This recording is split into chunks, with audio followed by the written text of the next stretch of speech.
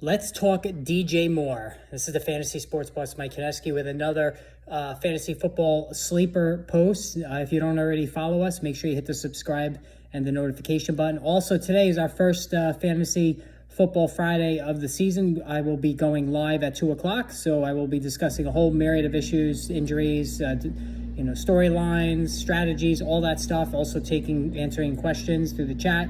And what have you. That's at 2 o'clock today, so Eastern time. So make sure you are aware of that.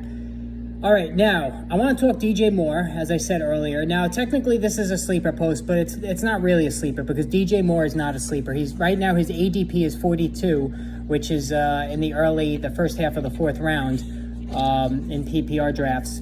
So which is, I still think, fairly cheap for a guy who I believe has second round talent, and I'm going to get into that in a minute. But now let's look at some numbers here with DJ Moore, because I think he's one of the most underappreciated players, maybe the most underappreciated wide receiver in fantasy football. All right, last 3 years, I always go by the last 3 years. I don't go any beyond that. I think 3 years is far enough back where I will, in terms of using numbers, projecting forward. But in 2019, Moore caught 87 passes for 1,175 yards, 13.5 per. In 2020, he boosted that average to an insane 18.1, 66 grabs for 1,193 yards. And in last season, 93 grabs for 1,157 yards at 12.4 a pop. So what do we have in common here? Well, for one thing, Moore has gone over 1,100 receiving yards each year the last 3 seasons. Also, he's gone for over 85 catches in 2 of the last 3 years, including the 93 a year ago.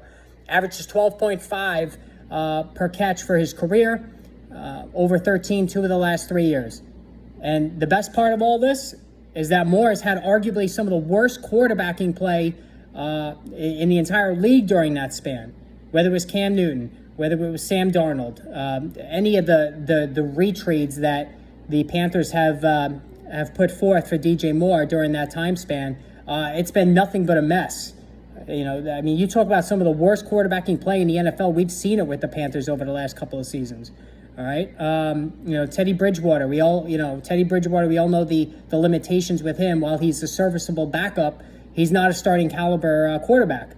But Moore overcame all of this to perform like a borderline wide receiver one. Now, the one bugaboo with Moore is the touchdowns. He's only caught 4 touchdowns each of the last 3 years, all right? So that's a low total, and that's what keeps him really from that locked-in wide receiver one realm. So he's more of a top wide receiver too, but if that touchdown number can creep up to the 6, 7, 8 region, then he is a wide receiver one. And the caveat now is that Baker Mayfield is going to open up the season as a starter. Don't buy any of this quarterback competition. There is no competition. Mayfield's going to be the guy.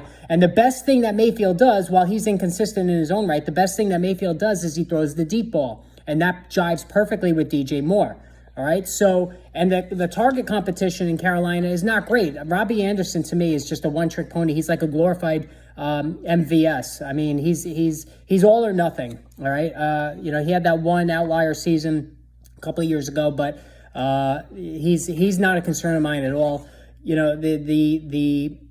Christian McCaffrey is back to soak up targets out of the backfield, but who knows how long he's going to stay healthy. So it's going to be the DJ Moore show. I think he easily is going to go over 1,100 yards again. 90 catches is within his grasp. I think that definitely could happen.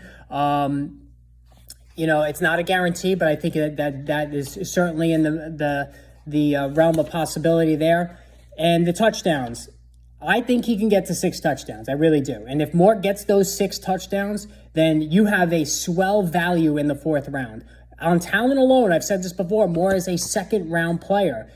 It's just the touchdowns that have been holding him back, and the quarterback play, obviously. But if he's able to catch 93 passes with Sam Darnold at quarterback last season and Cam Newton, the sky is the limit going forward for him, because I do think Baker Mayfield is a much more accomplished passer than those two. Mayfield played hurt last year. He's going to get, people are going to bring up last year. He played hurt the entire year. He was very good the year before. Not great, good. You know what? We all know about the problems he had with Odell, but Odell brings his own problems to the table. So, he's not the easiest player to work with. So DJ Moore, to me, if you go running back heavy, especially if you go running back, or running back, wide out, and then you grab Moore in the fourth round, you are set up for success. So if you use that first round pick on a running back and then follow it up with a top end wide out in the second round and then go running back again in the third round, Moore is sitting there as your wide receiver 2 in the fourth round. That is an excellent start. I mean, you can't do much better than that. So I am all in on DJ Moore again. He's completely underappreciated,